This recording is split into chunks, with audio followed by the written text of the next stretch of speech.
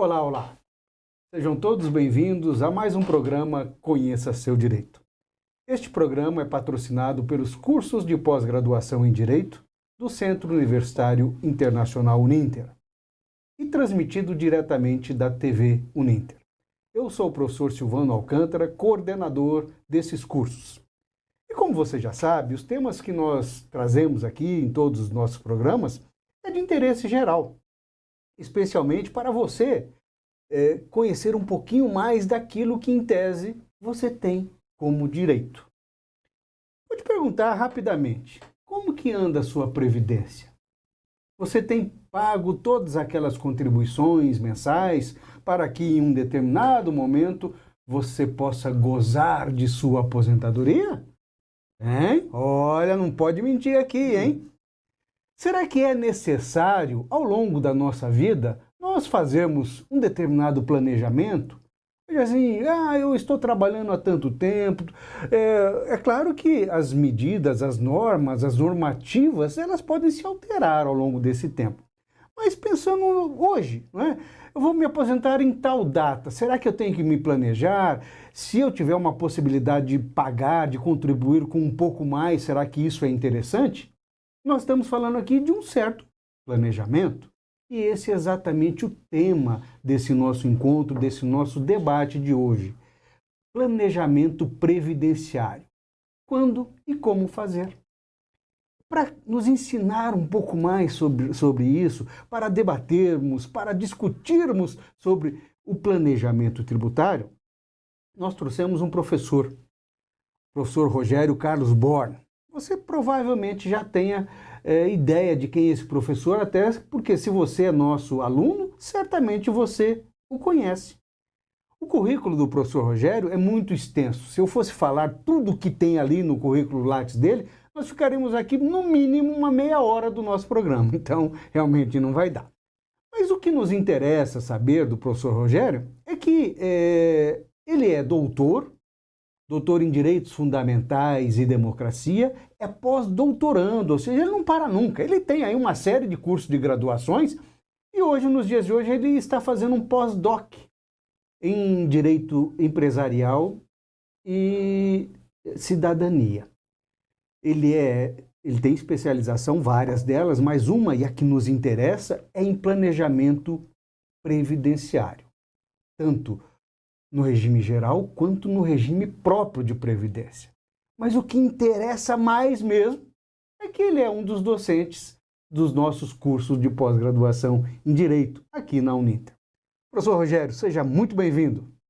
Muito obrigado, é um prazer muito grande estar mais uma vez aqui na nossa Uninter, né? E tem uma coisa que eu tenho muito orgulho no meu currículo também, que eu sou docente e discente. Então, eu fiz algumas graduações, algumas especializações na nossa Uninter. Eu digo que é nossa porque eu me sinto em casa aqui, né? Inclusive, vou terminar a economia agora, final do ano, mais uma graduação. Então, nunca é tarde para a gente estudar, né? Então, é uma honra muito grande e para que as pessoas se atentem. A nossa previdência social hoje, as pessoas não têm ideia.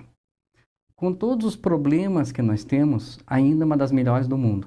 Mesmo após a emenda constitucional 103, de 12 de novembro de 2019. Eu estou falando essa data por quê? Porque é importante.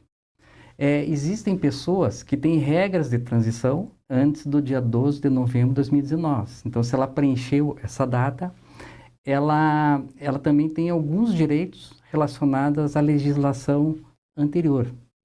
Então, é muito importante que você leve a sério, vocês, né? Levem a sério essa questão previdenciária, porque isso vai afetar a sua vida lá na frente e atualmente.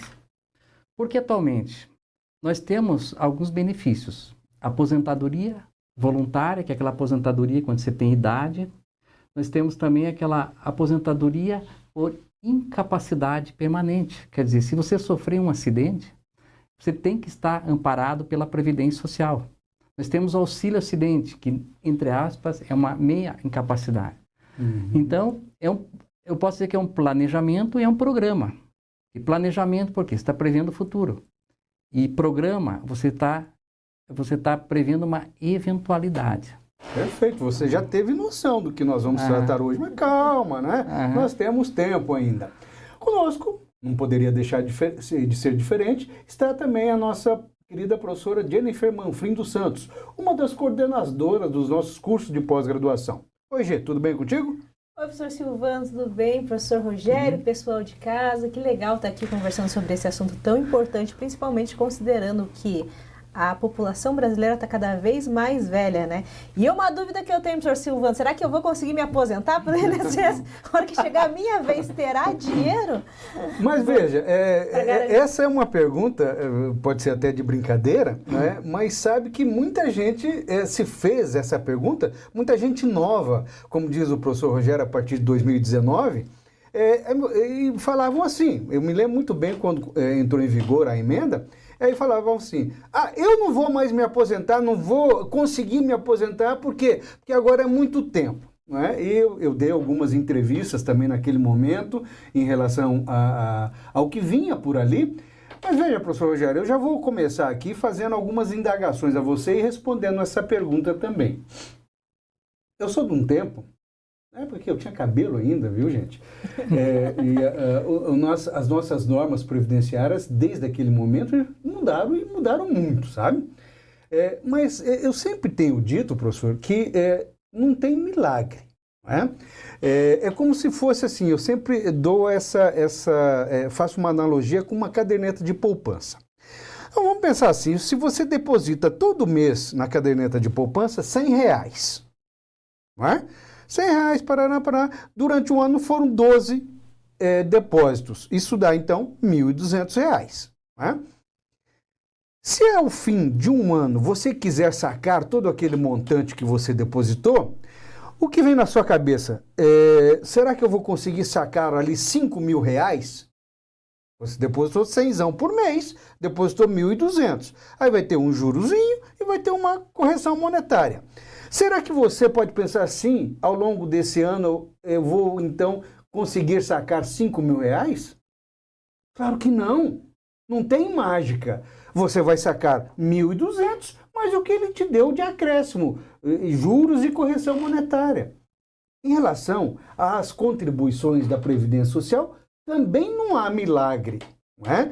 E de um certo tempo para cá, ao invés de ser milagre, virou de certa forma até pesadelo. Por quê? Porque você tem que fazer esse fundo para que você, em um determinado momento, você possa retirá-lo, que é a sua aposentadoria. Mas isso leva tempo. E justamente, é claro que aí tem algumas exceções de uma aposentadoria por invalidez permanente, que hoje mudou de nome, enfim, é nesse sentido. Mas para dizer para você, e para você, minha querida Jennifer, você vai sim se aposentar no seu devido tempo. Deus ajude, professor. Sem mágica nenhuma. Mas para garantir, eu vou ver aqui como eu faço para fazer um planejamento. Exatamente. Então diga lá, nos ajude a entender um pouco mais, professor. Então, complementando a fala do professor Silvano, o que acontece hoje? E é no mundo inteiro, não é no Brasil, né? Eu brinco assim que o brasileiro tem o que se chamava antigamente de síndrome de vira-lata. Mas, quer dizer, desvalorizar tudo que é seu. Mas hoje, o vira-lata não é mais vira-lata, ele é SRD, não é mais, agora é caramelo. Então, nem o vira-lata hoje é o vira-lata, né? Mas no mundo inteiro, a previdência não é um problema. Por quê? Como o professor falou, você vai contribuindo mês a mês, descontado, o autônomo vai ter que pagar. Se você for calcular, vai dar mais ou menos de tudo que você economizou na vida. 30% vai sair do teu bolso, 30% vai sair do seu patrão, da parte patronal, e 40% vai ter que se cobrir com orçamento público. Porque o que você paga, o que o seu patrão paga é contribuição previdenciária. E para completar essa conta tem que entrar no orçamento público. E qual que é o problema do orçamento público? Que tem que ter arrecadação. E essa arrecadação vai para a Seguridade Social. Seguridade Social envolve saúde, previdência e assistência social. Então, o que acontece, né? O que está complicando a vida da Previdência hoje é uma coisa chamada benefício de prestação continuada, que é o benefício assistencial que se chama, né? Que é para aquelas pessoas que a renda per capita 1/4 do salário mínimo, e essas pessoas têm que ter ou sejam pessoas com deficiência ou com idade avançada. Mas o problema é que o orçamento do BPC, ele entra juntamente com o orçamento da parte que falta da Previdência Social com a saúde e assistência. E esse BPC está aumentando muito por falta de critérios. Então, eu ia perguntar para você. Quando eu falava do BPC, eu sempre dizia assim, até no tom sarcástico, veja o que o professor falou. Para que essa pessoa idoso ou deficiente tenha a condição, é necessário que seja 1/4 do salário mínimo. Então, vamos falar assim, numa casa com 4 pessoas, a renda total é de um salário mínimo. É muito. Gente, você tem que provar a miséria. Não é verdade? Numa casa de 4 pessoas, a renda total é de um salário mínimo. Não é? Mas é assim. Então, nós vamos concluir, se fosse tão somente dessa maneira, que aquela norma constitucional, que é erradicar a pobreza, né, isso não se conseguiu, não se consegue e nunca se conseguirá. Né? Eu particularmente acho que não vamos conseguir. Mas não é isso que o professor está falando. Isso está lá, mas os critérios, na realidade, são outros e me parece que alguém que não esteja dentro desses critérios também está recebendo, professor? Será que eu posso pensar assim? Bom, na verdade o que acontece é o seguinte, existe uma falsa ideia, principalmente com contribuintes individuais, que a gente chama de autônomo, que o benefício de prestação continuada, ele é uma aposentadoria. Não é. O BPC, ele está na assistência e não na previdência. Tanto que você pode ver que quem recebe não tem 13º, não tem a gratificação natalina. Então você cria aquela ideia de, por que eu vou contribuir para a Previdência se eu vou me aposentar de qualquer forma? Então cria essa ideia, mas essa falsa ideia, das pessoas sem saber os critérios do BPC. E daí o que acontece? O que acontece muito na prática, né? Então chega alguém, uma senhora, que está lá, vai somar a renda, dá 1/4 do salário mínimo, ela vai lá, se declara, por influência de alguém, você pode conseguir uma aposentadoria sem contribuir. Falso. Só que a senhora vai ter que ir lá e declarar que o INSS ele não paga, ele administra o BPC, né? A senhora diz que a senhora é solteira e essa mulher vive em união estável. União estável, não é solteira. Então o que acontece? Ela vai lá, consegue esse BPC, daí lá para frente o marido falece. O que ela vai fazer? Ela vai lá no INSS, vai pedir pensão. Eles vão confrontar o registro, lá, mas a senhora recebe BPC, ela ligou que era solteira. Na prática, ela vai responder por quê? Falsidade ideológica. E a jurisprudência entende hoje que ela não perde o direito à pensão, porque é um direito adquirido, mas vai ser descontado aquele valor máximo de 30% da pensão que foi recebido indivíduo. Só que isso cria aquela ideia para o sistema previdenciário que você não precisa pagar para se aposentar.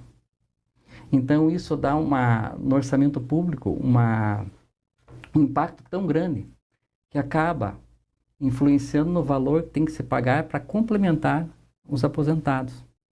Então, esse aqui é o impacto pesado do BPC hoje. Ele teria que ser mais rigoroso. Então, mais rigoroso na escolha. Ali, em relação às pessoas com deficiência, não há tanto esse problema, porque passa pela mesma perícia que alguém que vai se aposentar antiga invalidez. Né? Então, essa é a maior dificuldade que nós temos no sistema, na parte de custeio. Custeio quer dizer, da onde vem o dinheiro para a Previdência. Mas eu falei que o nosso sistema é um dos melhores do mundo. Né? Na Alemanha, para se aposentar, todo mundo, homem e mulher, se aposenta com 67 anos de idade, mas ela vai receber proporcional ao que ela pagou. E o orçamento público é muito pequeno. Em países assim, de índole liberal, é previdência privada. Não tem milagre, a conta não fecha. Né? Então, por isso que nós temos que fazer um planejamento previdenciário. Muito bem, viu que não está perdido a coisa? Ainda não, mas você ainda não sabe, né? Como será? Nós estamos aguardando aqui, não é? Esse tal desse planejamento. Professor, vamos fatiar, digamos assim. Primeiro, uma pergunta geral. Todo mundo deve fazer esse planejamento previdenciário? E uma segunda e terceira pergunta.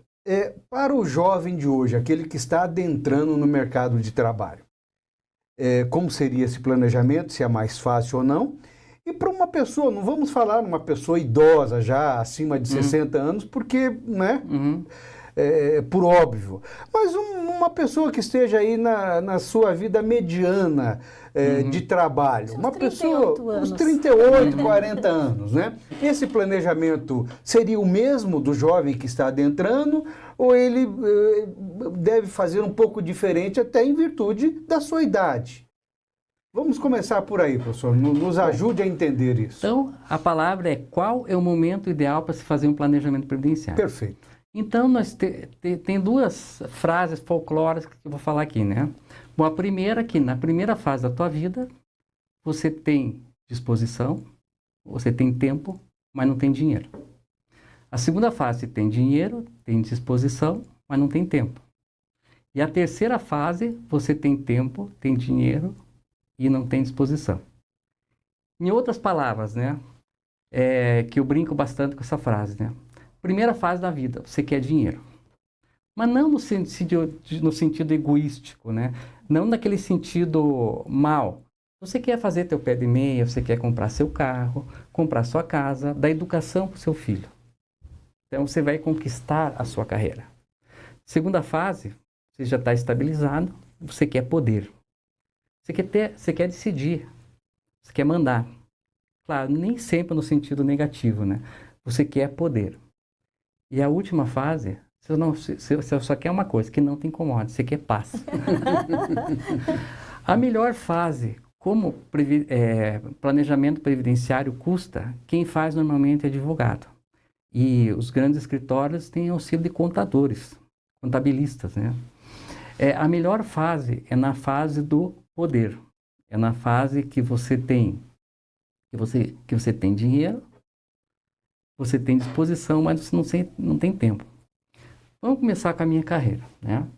Eu comecei a trabalhar numa empresa na Irati, que eu agradeço até hoje. O meu primeiro patrão é meu amigo e padrinho de casamento. Não naquela época, ficou amizade, né? Eu comecei ganhando um pouquinho mais de salário mínimo, mas o que eu aprendi naquela empresa, que era uma pessoa que era um verdadeiro pai para mim. Então ele chegava no final do expediente, ele dizia: deu 6 horas, não interessa, tem serviço, vai para a escola que não tem futuro, tá? Ganhava lá, comecei com o salário mínimo, ganhava um salário mínimo e meio, depois fui para uma outra empresa, ganhei um pouquinho mais, digamos hoje 2 salários mínimos, tá?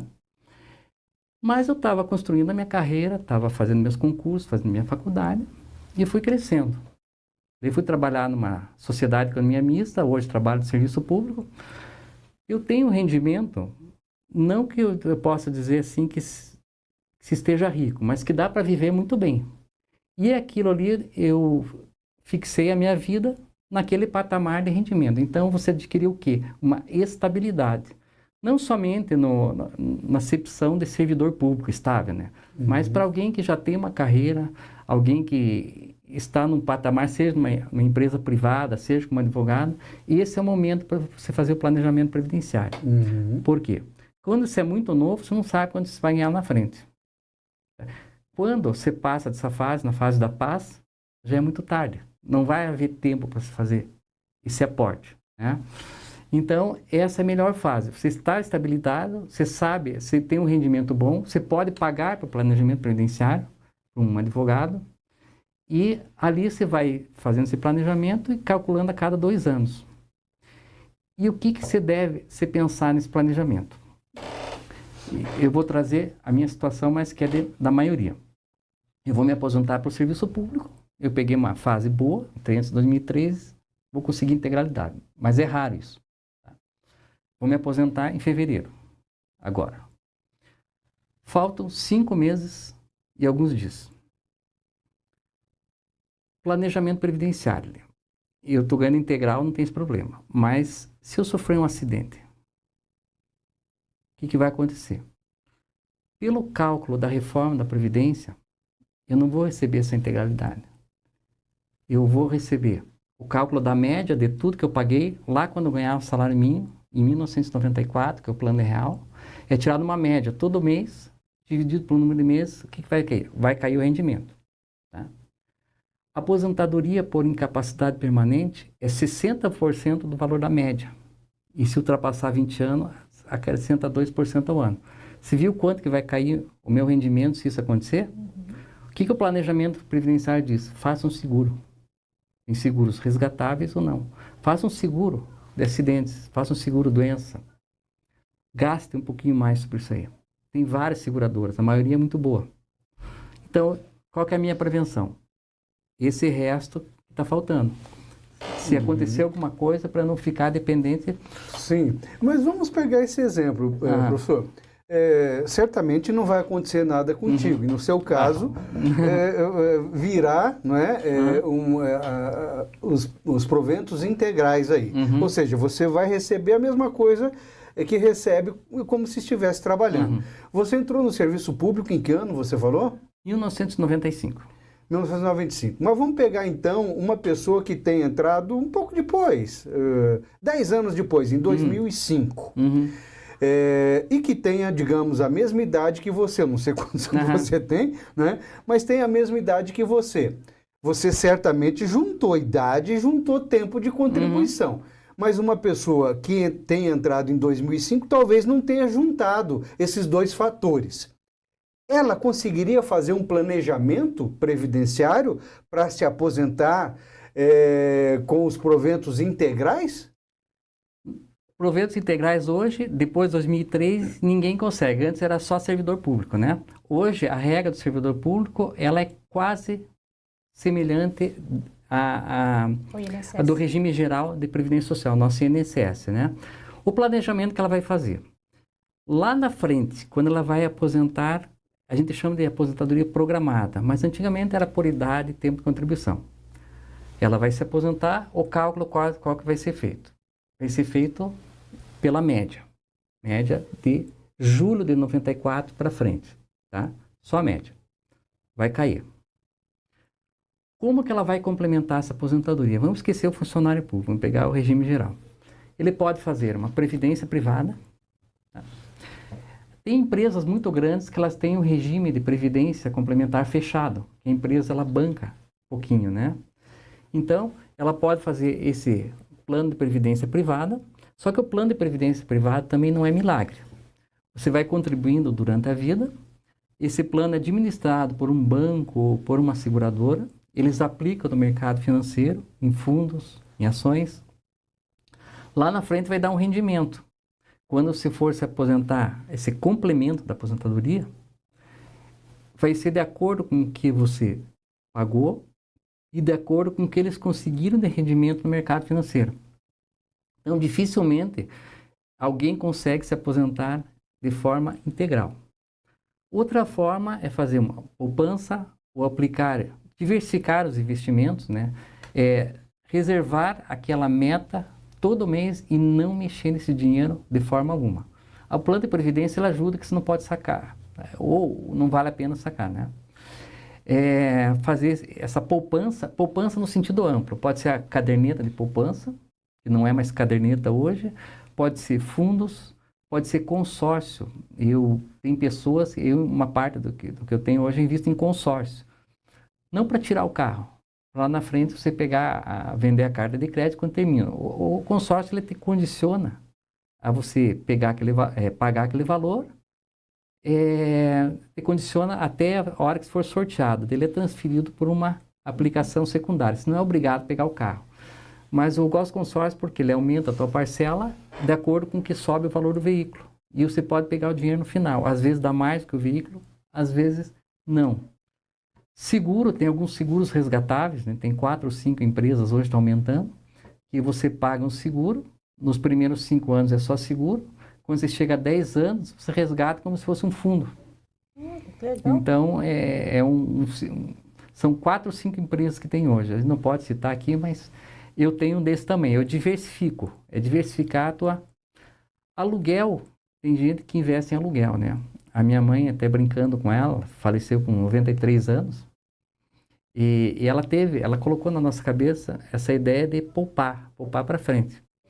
E eu me lembro que lá no interior, ela estava com 93 anos, queria comprar terreno em determinado lugar porque vai valorizar, né? Então, é por isso que acho que viveu bastante, né? Aluguel tem alguns problemas, né? Bom, o aluguel você tem que comprar um imóvel num lugar que vai valorizar o imóvel. Se ele tiver valorizado, principalmente prédio, ele não valoriza mais porque é o terreno que valoriza, né? E ele dá alguns incômodos, né? Por exemplo, o aluguel tem as despesas que você vai ter que tirar do que você recebe para manutenção do imóvel, que não é do inquilino. Tem um período do imóvel que ele fica sem alugar. Então, o inquilino entrega, ele fica sem alugar. É imprescindível se contratar uma imobiliária, a não ser que a pessoa seja muito conhecida, muito de confiança, né? E a imobiliária, ela fica com uma parte do aluguel e com o primeiro aluguel ou aluguel da renovação, depende do contrato que se faz, né? E dá muito problema, às vezes, principalmente questão de manutenção do imóvel, depreciação do imóvel, né? Mas tem gente que gosta do aluguel. Eu até aconselho, se o imóvel vai valorizar para você vender lá na frente, ou se você é uma das suas rendas, você faz um contrabalanço, quando uma cai, a outra aumenta. Então, eu aconselho diversificar além da Previdência. Uhum. Outra coisa, o teto da Previdência hoje, o máximo que alguém pode receber é R$ 8.157,41.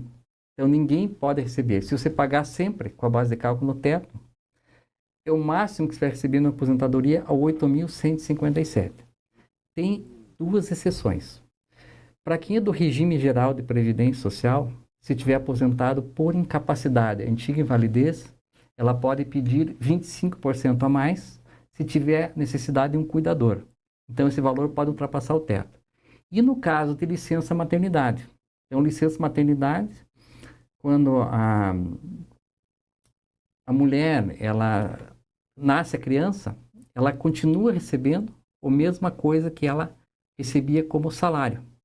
Só que aqui tem um teto também, né? É um outro teto. Então alguém, então se ela recebia 80 mil por mês, pode conseguir continuar 80 mil? Não, tem um outro teto. Que no Brasil existe um teto do dinheiro público. Então ninguém que recebe salário, provento, soldo, vencimento público pode ganhar mais do que o ministro do Supremo Tribunal. O maior subsídio do ministro do Supremo Tribunal Federal.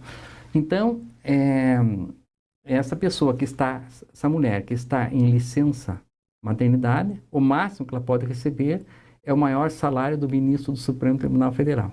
Então, é uma coisa interessante. Alguém pode receber abaixo do salário mínimo? Nós temos duas exceções. Então, quando alguém sofre um acidente, uma doença, ela passa pela perícia da Previdência Social. Se a perícia entender que existe uma incapacidade temporária, ela vai conceder o auxílio por incapacidade temporária, 91% da média. Tá? Se ela entender que essa incapacidade se torna permanente e for esse segurado, ele tiver uma incapacidade parcial, ele não pode exercer uma profissão, mas pode exercer outra, ele vai receber auxílio acidente. Só que o auxílio acidente, esse nome é inadequado, eles perderam a oportunidade de melhorar esse tema. Ele vale para doença também, para outra enfermidade, que, entre aspas, é uma meia aposentadoria. Então, recebe metade do benefício, metade do benefício da média. E nesse valor, então, ele pode ter até meio salário mínimo nessa situação.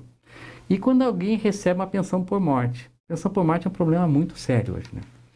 Então, a não ser que a pessoa já esteja aposentada. Então, alguém que esteja na ativa, faleceu. Independente, funcionário público, independente de paridade, integralidade ou não. Ela faleceu.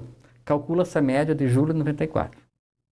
Só que, pela reforma da Previdência, entende que a pessoa, antes de falecer, ela ficou incapaz. Então, primeiro cálculo. calcula como se, pouquinho antes da morte, a pessoa se tornasse capaz, 100% capaz. Então, vai receber sobre a média, que já baixa, 60% mais 2%, mais 2% do que ultrapassar 20 anos de contribuição. Mas não é isso que a pensionista vai receber. Sobre esse valor, os pensionistas ou as pensionistas vão receber 50% mais 10% por dependente. Então, mais 10% por dependente. Então, na média, se alguém tem só a esposa e filho deixou, vai dar mais ou menos 30%, 30% do que recebia o falecido. E tem mais um agravante. Vamos dizer que a pessoa deixou a esposa, ela vai receber 60% de 60%. Tá? Só que ela tem a aposentadoria dela, ela é funcionária pública. Então, você vai fazer um batimento para ver qual que é a mais vantajosa. De qual for a mais vantajosa, ela vai receber integral e a outra vai ter um redutor, parecido com aquela tabela de imposto de renda, que vai cair ainda abaixo de 30%. Então, mas por isso como já seria uma segunda renda, então o que vem está bem-vindo. É o lucro. É lucro. Nós estamos tendo bastante participação. Opa, isso é bom, isso é bom. Professor, aproveitando antes que a gente esqueça, a palavra-chave é previdência, para vocês que estão em casa e querem certificado, anotem aí previdência. O Edivaldo perguntou, e como funciona a transição de 50% e 100%? Não sei exatamente do que... Bom, eu acredito que ele mandou a pergunta, né, antes do que eu complementei, né? Pode ser. Então, acontece o seguinte, alguém faleceu na ativa, se tornou incapaz antes de falecer. Então, seria 60% da média. Daí a pensionista... Vamos dizer que tem uma esposa, pensionista. De todos os herdeiros, todos recebem 50% e daí mais 10% separado por herdeiros. Então, a pensionista recebe 50% e mais 10%. Vamos dizer que tem 3 herdeiros, né? Então, 50% mais 10% para cada um. Vai dar 80%, que na prática se acaba dividindo por 3. Né? Só que existe uma diferença aqui, que eu acho que é isso que ele perguntou. Se tiver um dos herdeiros PCD ou pessoas com deficiência, esse valor é 100% daquele primeiro cálculo. Só tem aquele primeiro cálculo, que seria 60% da média. Então, esse valor, até 100%, se tiver alguém, pessoa com deficiência.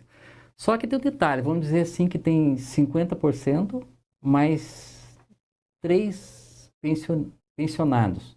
Um deles é pessoa com deficiência, só para 100. Essa pessoa com deficiência, ela falece depois, o cálculo é feito tudo de novo, como se não existisse a partir dali. Então, eu acredito que é isso que ele tenha perguntado. Agora tem um detalhe, né? A gente chama de instituidor da pensão, né? Se o instituidor da pensão, ele já está aposentado, já está calculado lá quanto que ele recebe de aposentadoria. E deixar uma pensionista é feito um cálculo só. Tira aquele cálculo do meio, é 50% mais 10%. Então, aquele cálculo do meio desaparece. Interessante. O Ronaldo Poli mandou pra gente. Professores, boa tarde. Como autônomo ou funcionário CLT, no período estabilizado, posso pagar mais salário ou complementar com mais salários até um máximo? Porém, na hora de fazer o cálculo... Excelente pergunta. Eu vou até complementar aqui para a gente já falar de planejamento previdenciário. Vamos pegar 2 situações. Uma, a pessoa ela tem trabalho assalariado e ganha, vamos arredondar, 20 mil reais hoje. Tá? Então, certamente, se ela se aposentasse agora, não receberia 20 mil reais, porque o teto é 8 mil e pouco. Mas ela não quer baixar o padrão dela, né? Quer continuar recebendo 20 mil. Então, você já sugeriu aí algumas possibilidades para que ele tenha uma renda extra. Porque o planejamento, na realidade, seria ter uma renda extra além daquela que ele terá da Previdência. Então, ele vai receber, vamos pensar que ele receba o teto, 8 mil reais. Para que ele continue recebendo 20 mil por mês, ele tem que ter mais 12 mil. Então, ele vai buscar algumas aplicações lá. A previdência privada, ações, enfim, né? Ok, perfeito. Pegando o gancho, como que é o nome dele?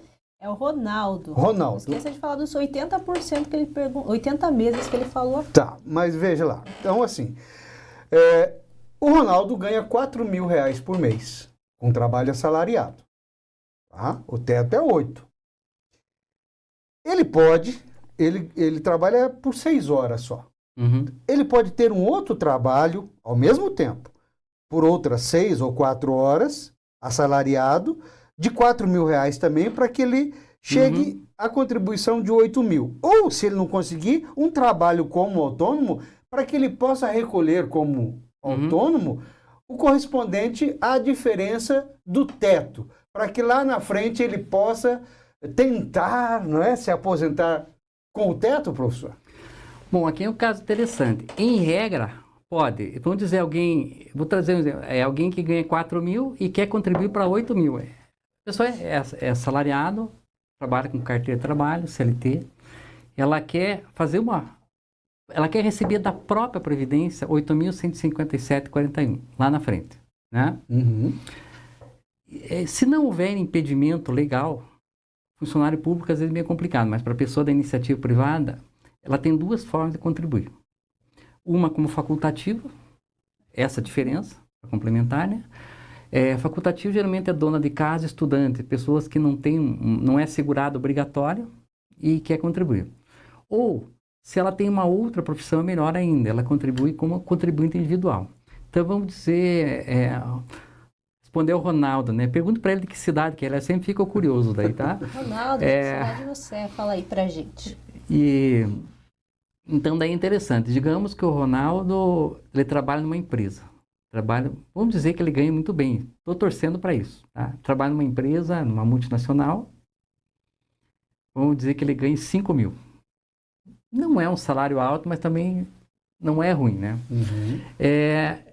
Esse 3.000, vamos dizer que ele resolve dar aula, aula particular. Ele vai dar aula, ele é um contador, imaginando, muito bom, ele vai dar assessoria para o escritório de contabilidade, ou dar aula, ele complementa sobre essa diferença. Não tem problema nenhum, né? Não tem problema nenhum. Agora, se for funcionário público, tem situações e situações. Tem casos que é vedado, tem que haver compatibilidade horária. E tem situações com o funcionário público. Mas com pessoas da iniciativa privada, ela pode completar ou como facultativo ou como contribuinte individual. Funcionário público, a Constituição está escrito que ele não pode contribuir como facultativo. É proibido. Então, ele perde. Uma coisa que eu acho que tem implícita na pergunta dele... Então, para o servidor público não tem como fazer? Não, o servidor público ele pode pagar como contribuinte individual. Então, o que acontece, né? Eu recebo pelo regime próprio de Previdência Social da União. Mas aí vai correr em paralelo. Em paralelo. Seriam lá paralelo, na frente, né? Duas aposentadorias. Agora, digamos que eu fosse só professor. Professor CLTista de determinada instituição de ensino. Recebo lá 5.000. Eu posso contribuir como professor particular. Essa diferença de 3.000.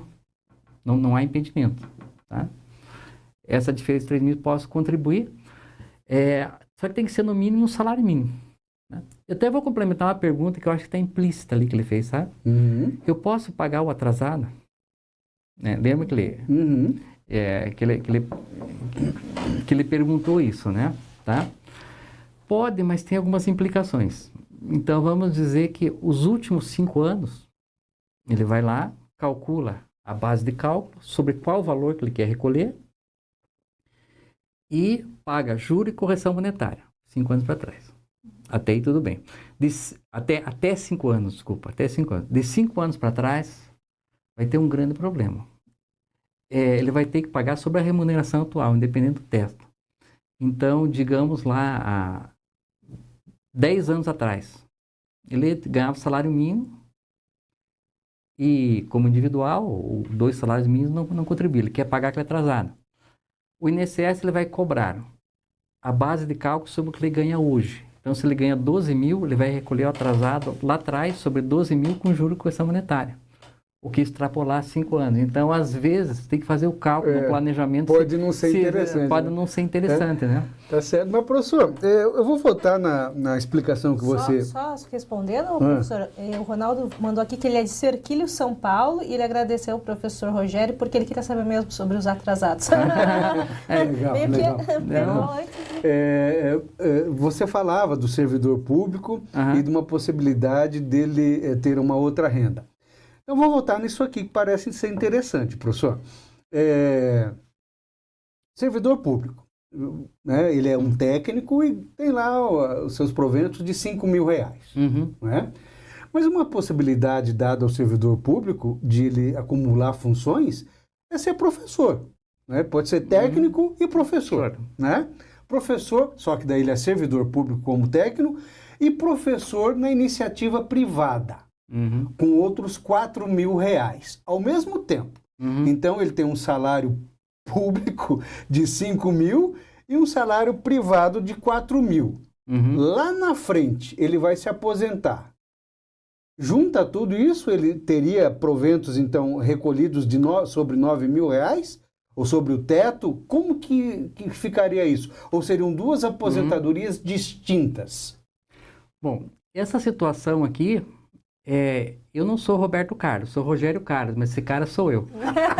Eu perguntei justamente por sua causa, porque você vai se aposentar em fevereiro com uma coisa astronômica, né, de proventos como servidor público. Mas você e já há muito tempo, professor, seletista. Que eu sei, seletista. Seletista individual também. Exatamente. Então, professor, como que fica a situação? Bom, acontece o seguinte, eu vou falar uma coisa chamada contagem recíproca.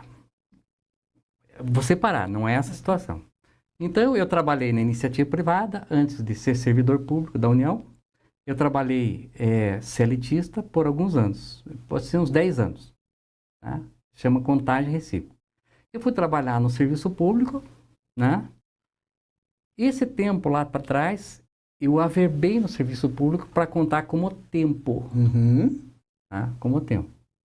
Só que depois que eu estava no serviço público, eu resolvi ser professor. Certo. Sou muito realizado com isso.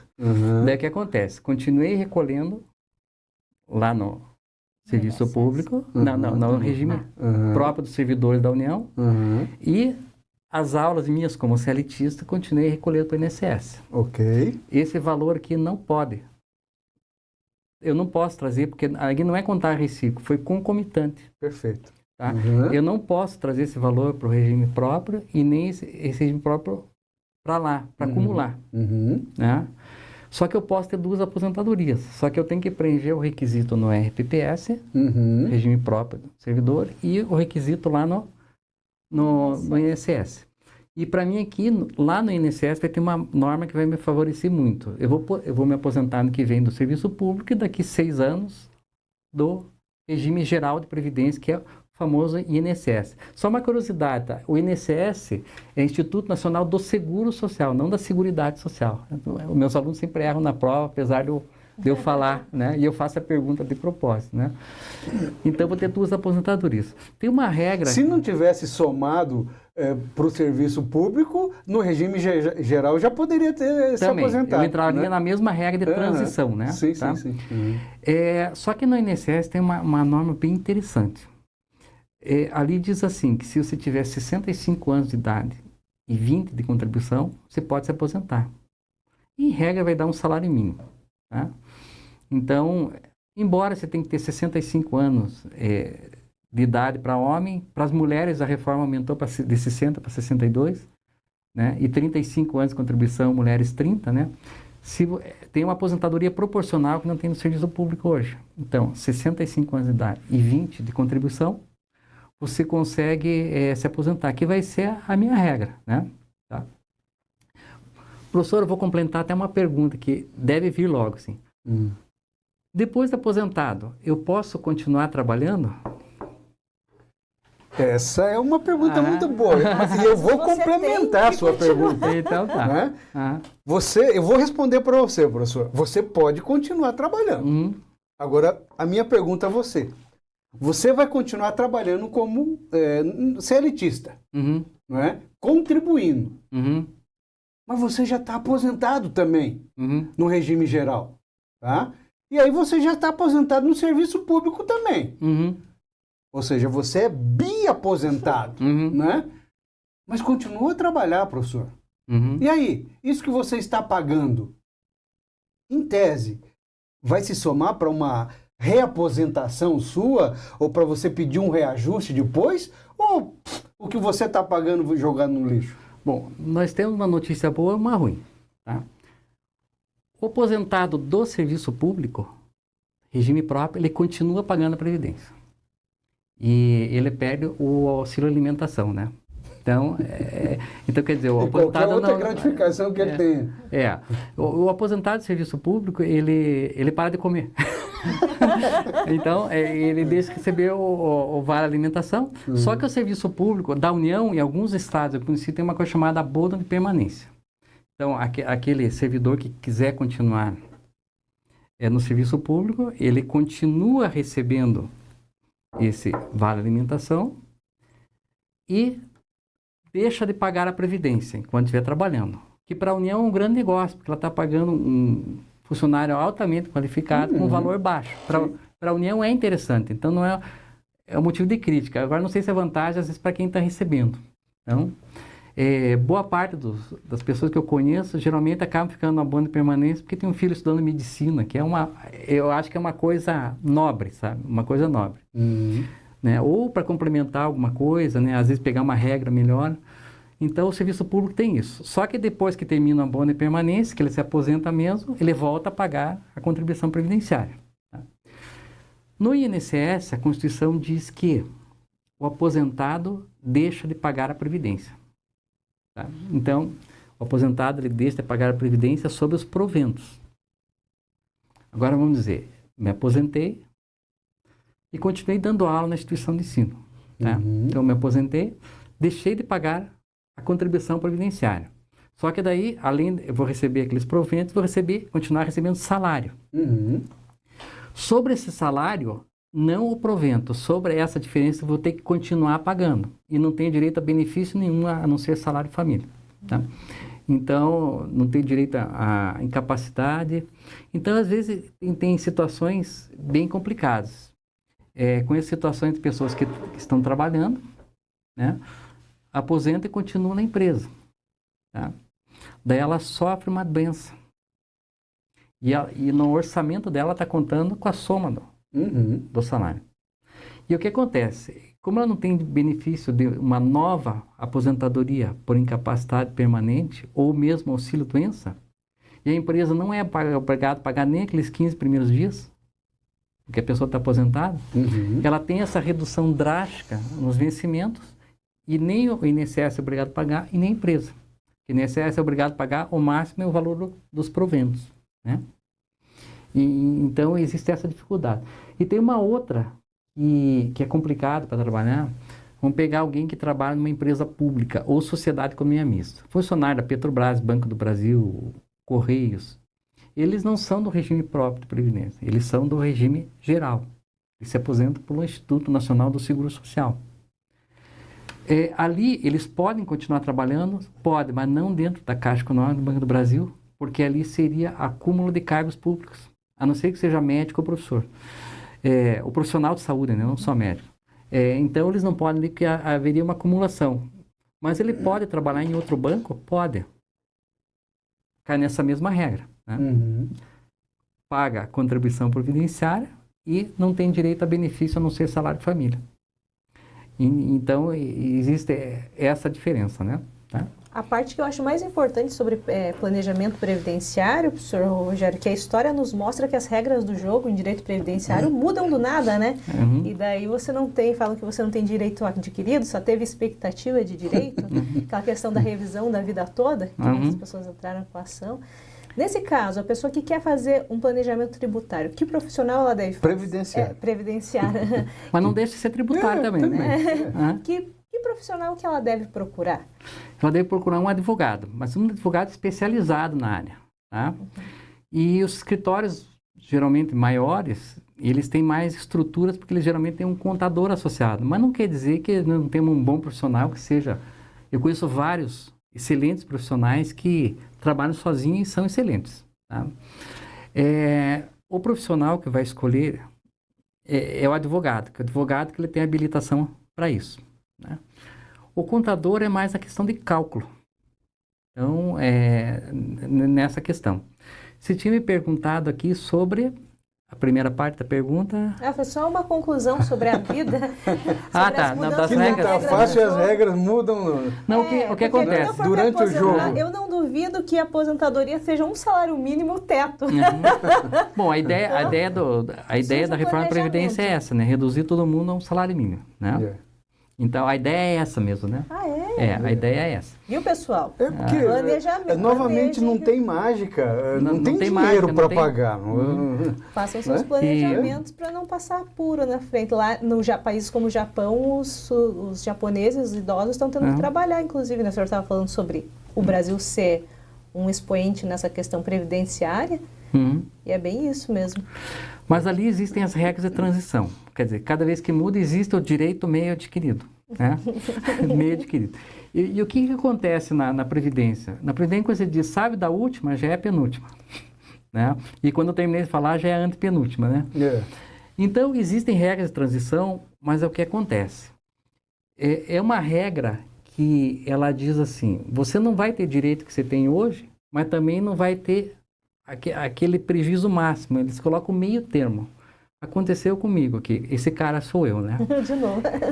Antes da reforma da Previdência, como eu não preenchi os requisitos, se eu tivesse preenchido os requisitos, vale daquele tempo, né? Eu poderia me aposentar por uma regra de transição da reforma anterior com 3 anos atrás, tá? Vou denunciar a minha idade, eu tenho 59 anos, né? Eu podia me aposentar com 57 pela norma anterior. Tá? Veio a reforma da Previdência que eu tenho que me aposentar com 65. Mas como eu tinha parte do meu direito adquirido, você tirou uma média. Para o INSS também vale isso, tá? Essa média também está valendo. Então eu vou me aposentar com 60 anos de idade, que seria um meio termo. Então cada vez que existe uma reforma da Previdência, ela traz um meio termo. Sim. Quer dizer, você não consegue, se você não preencher os requisitos... Para não se perder tudo, né? Para não se perder tudo. Fazer chamam de pedágio hoje, né? Um pedágio, quer dizer, você tem que cumprir um pouquinho mais de tempo para isso. Existiu casos, eu já vi muito no serviço público, de pessoas que pegaram abono de permanência antes de 2019, queriam continuar trabalhando, gostavam, qualquer motivo. Elas continuaram trabalhando e daí faleceram com abono de permanência. A pensão é calculada sobre o valor da data que ela poderia ter se aposentado. Você não pensou no abono de permanência? Não tenho intenção. Né? Eu penso o seguinte, tá? Por mais que eu goste do meu trabalho, eu trabalho aposentando meus colegas, né? Então, eu trabalho aposentando meus colegas no serviço público, na Justiça Eleitoral. E eu acho, assim, que eu tenho que ter mais tempo para coisas. Por exemplo, eu sou jornalista, você sabe disso, né? Eu não posso advogar, eu sempre quis advogar, então eu vou poder advogar. Eu quero aumentar meus números de aulas, que às vezes eu pensei que você falou, eu quero aumentar meu rendimento. Mas vai ganhar, né? Não pode ganhar 3 vezes do que o presidente da República ganha, professor. Eu estou tentando chegar naquela última fase lá e ter tempo, disposição enquanto tem tudo, né? Dinheiro, né? Então, eu tive um aluno meu que se formou com 86 anos de idade, né? Na 4ª graduação, virou notícia e tudo, né? E esse tem as 3 coisas, sabe? E ele é uma pessoa, assim, muito bem de vida, uma pessoa, eu posso dizer, rica. E aconteceu um fato interessante, né? Teve 2 colegas, assim, no último ano, que falaram que ia trancar a matrícula porque perderam o emprego. Eu li essa reportagem, né? Que eles não podiam pagar. Ele bancou, né? Só que apareceu misteriosamente pago, né? Todo mundo sabe que foi ele, mas ele é muito humilde. E ele disse assim, olha, a gente tem que deixar alguma coisa, porque caixão não tem gaveta, né? Então, ele falava exatamente isso pra gente, né? Eu acho que a aposentadoria, você não deve parar. Mas, na verdade, você não deve parar, mas tem que dar uma diminuída no ritmo. Fazer só o que você gosta. Então, fazer somente o que você gosta. E lá no serviço público, um dos motivos é esse. Eu quero fazer muita coisa que eu gosto, eu tenho um ambiente de trabalho muito bom, meu trabalho, né? E eu estou pensando no cara lá do concurso, sabe? Então, nós tivemos um concurso pro meu trabalho. estão nomeando as primeiras pessoas, eu penso assim, né? Aquela pessoa que nem eu, estudou sábado, domingo, abriu mão de festa, abriu mão de alegria, abriu mão da família e conseguiu passar no concurso estudando muito. Eu tenho que dar essa vez para essa pessoa. E essa pessoa também vai produzir muito para a União. E a União o que somos? Somos nós contribuintes. Tá? Então eu acho que deve ser sempre haver uma renovação. Eu já aprendi, não tudo, ninguém aprende tudo, mas quase tudo que eu queria no serviço público, eu tenho que abrir as portas para essas pessoas entrarem. Né? E trazer novas perspectivas. Né? Vamos dizer assim, vamos fazer de conta... Vamos fazer de conta, vamos dizer que eu tenho um escritório. Só que é difícil, que eu tenho medo da OAB achar que é propaganda, não é isso. Vamos dizer, eu não resolvi, tá? Vamos dizer que eu resolvo advogar, tá? Eu resolvo advogar. Dentro dessa advocacia, o que acontece? Eu vou liberar uma vaga no serviço público. Alguém vai entrar. Essa pessoa que estudou para um concurso, trabalha numa empresa, ela vai liberar uma vaga lá na empresa, tá? E dentro dessa estrutura, digamos que essa empresa cresça muito. Eu vou trazer ex-alunos meus, colegas, eu vou trazer uma equipe, eu vou trazer um contador. Eu gosto muito de networking, né? Unir todas as áreas. Eu digo para os meus alunos que eles não devem esquecer que eles vão precisar do psicólogo, do contador, vão precisar de outros profissionais da área. E que eles se formem esse networking agora. Então, a gente tem que ter um pensamento coletivo. Você tem que oportunizar você fazer o que você gosta, sem a amarra do relógio ponto, e abrir oportunidade para as pessoas que estão começando. Tem que haver esse giro, tem que haver essa movimentação. Essa é a dinâmica do ser humano, né? Nós estamos aqui para isso mesmo, né, professor? Mas, professor, o papo está muito bom, está gostoso, mas vê como que o tempo realmente passa rapidinho. Chegamos ao nosso final.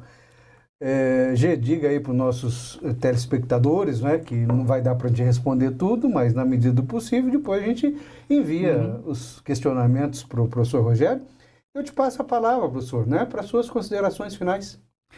Eu digo assim que planejamento, levem a sério, pessoal. Levem a sério que, principalmente, nem a Jennifer, ela falou assim, será que eu vou me aposentar? Vai se aposentar, mas ela tem que ter aquela proteção que eu falei para vocês, do seguro social e do seguro privado. Não pensem só na aposentadoria. Pensem em vocês e pensem nos seus familiares também. Tá? E pensem que hoje você está pagando a aposentadoria das pessoas que pagaram no passado. E no futuro, alguém vai pagar para vocês.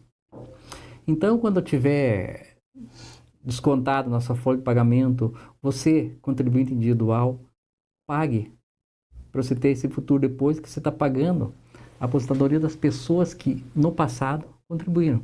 E alguém vai ter que contribuir para vocês. Se imagine se lá na frente você vai se aposentar e as pessoas pensem que não devem pagar. Quem que vai te sustentar? Quem que vai te sustentar? E outra coisa para arrematar, eu sempre tenho um orgulho muito grande de estar aqui na Centro Universitário Internacional, na Uninter. Eu faz 12 anos que leciono aqui, que dou aula, e também sou aluno, né? Então, eu tenho um vício, né? Não consigo terminar um curso da Uninter e fazer outro. Então, para mim é prático, é muito interessante. E eu sempre tenho um orgulho muito grande de estar aqui. Pelas pessoas que estão lá do outro lado, que eu não vejo, mas que de vez em quando me encontram, eu não conheço, as pessoas me conhecem. Tá? E eu quero agradecer ao Uninter por todas as oportunidades que ela me deu durante a vida, pelo engrandecimento do meu trabalho. Se hoje eu estou aqui, é porque eu tive ajuda dessa instituição de ensino superior. Do professor Silvano, da Jennifer. O professor Silvano há muitos anos, eu conheço. A Jennifer, ela não tem idade para conhecer muitos anos. Isso mesmo, professor. Isso mesmo. Então, pessoal, pense bem nesse planejamento previdenciário. Mas é aquilo que eu te falei, se estabilize primeiro. Depois você faz esse planejamento previdenciário. E depois não deixe passar muito tempo, né? Não deixe passar muito tempo, porque daí é tarde. Daí vai ter que que nem o Ronaldo falou, vai ter que recolher atrasado, né? E daí fica uma coisa bem difícil. Tá bem. Gê? Bom, agradeço ao professor Rogério pelos esclarecimentos. Excelente evento. Espero que vocês tenham gostado. Vocês estão aí em casa. Agradeço. Não esqueça da palavra-chave, que é previdência. E é isso. No mês que vem a gente está aqui de novo, né, professor Silvano? Sem dúvida. Muito obrigado por todos que estiveram conosco até agora. E tenho certeza que com tudo isso que o professor Rogério nos trouxe, você conhece hoje um pouco mais do seu direito. Pense nisso. Um forte abraço e até a próxima.